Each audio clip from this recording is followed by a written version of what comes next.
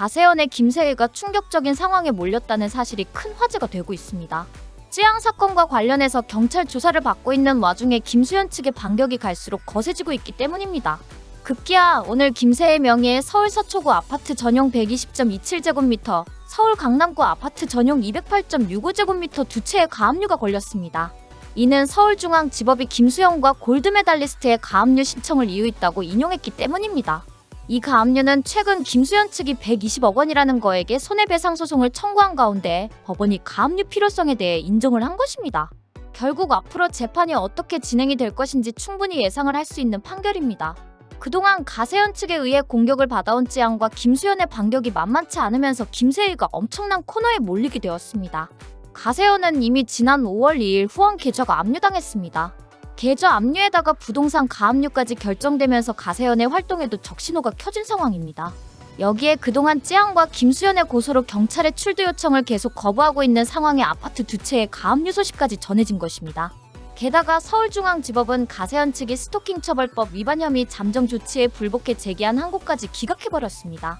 앞서 법원은 가세연에 대해 김수현의 스토킹 행위를 중단할 것을 명하는 잠정 조치를 내렸고 가세연은 이에 불복해 항고를 했습니다.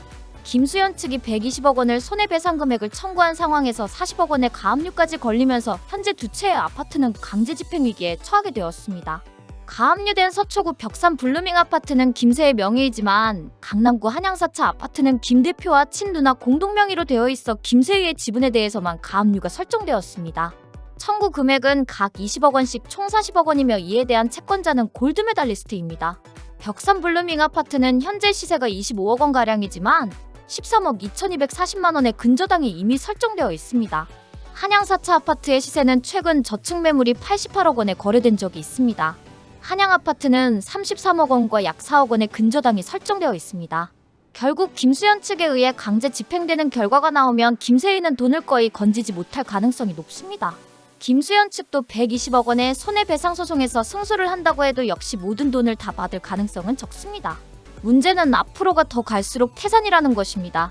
김세희를 향한 고소사건이 경찰에 계속 밀려들어오고 있는 상황이기 때문입니다. 김수현의 법률 대리인도 가세연에 대해 많은 민형사 고소를 진행했다라고 밝히고 있습니다.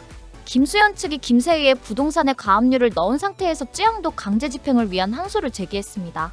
결국 찌양도 손해배상금이나 부동산 강제 집행 절차를 집요하게 요구할 작정이라는 것이 확인되었습니다. 지난 8일 찌양은 서울중앙지법 민사합의 51부의 가처분에 대한 항고를 했습니다. 해당 재판부는 지난달 17일 찌양이 가세연과 김세희를 상대로 낸 게시물 삭제, 게시 금지 가처분 신청을 일부 인용하는 결정을 내렸습니다. 다만 찌양 측이 영상 삭제를 요청하며 앞으로 이를 어길 경우 비용을 부담하도록 해달라며 낸 간접강제 신청에 대해선 사정 발생 시 별도의 신청으로 간접강제를 구할 수 있다는 이유 등으로 전부 기각했습니다. 이에 따라 법원의 일부 인용 결정에도 찌양 측이 항고한 데는 기각된 간접강제 부분에 대한 재판부의 판단을 다시 구하기 위한 취지와 연관이 있을 것으로 알려졌습니다.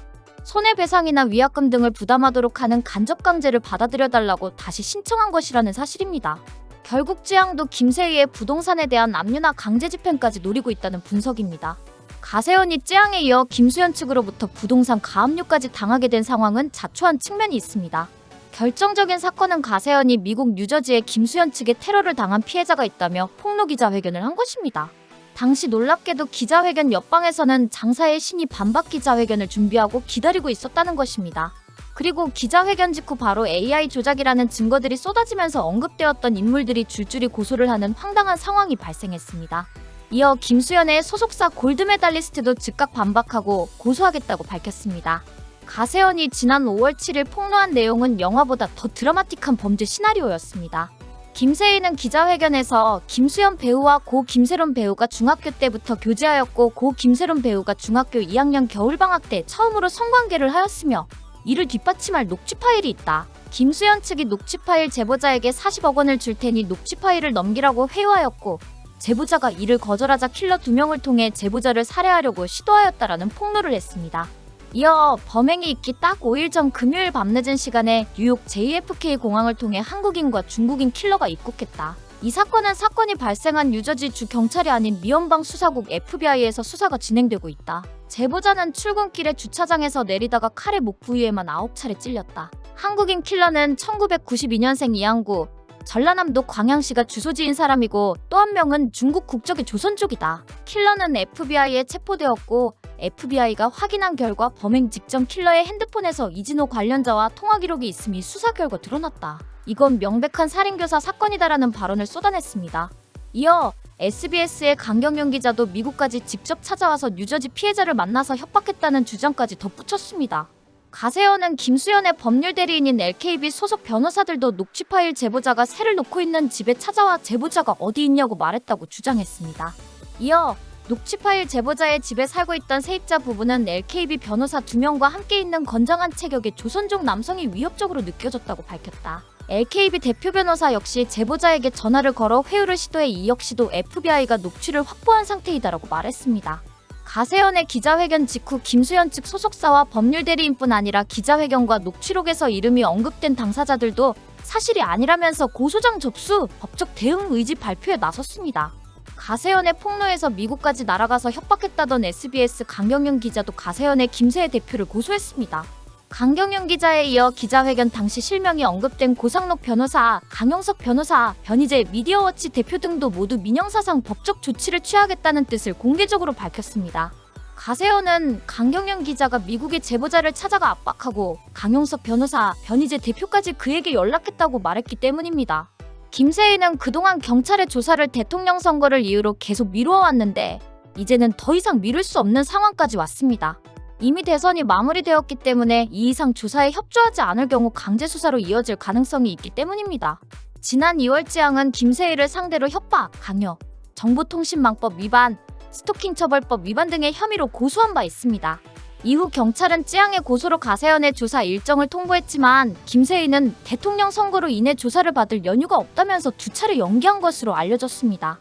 해당 사건은 한 차례 불송치와 각하 결정을 받았으나 찌양 측의 이의 신청에 따라 현재 보안 수사가 진행 중입니다. 찌양은 지난달 9일 서울 강남경찰서에서 고소인 조사를 마쳤습니다. 찌양 측에 따르면 경찰이 자택 방문 등 강제 수단을 검토하고 있다고 들었다고 알려진 상황입니다. 한편 배우 김수현 측도 지난 4월 김세희를 성폭력 범죄의 처벌 등에 관한 특례법 위반, 명예훼손 혐의로 고소한 바 있습니다.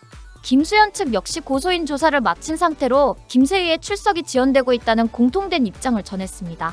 현재 경찰 관계자는 정당한 사유 없이 소환 요구에 반복적으로 불응할 경우 체포영장 발부 등 강제 수사로 전환할 가능성도 배제할 수 없다고 밝히고 있습니다. 가세현의 충격적인 미국 뉴저지 증인의 피습 사건은 어떻게 되어가는지, 그 뉴저지 증인은 언제 나타나는지 궁금해집니다.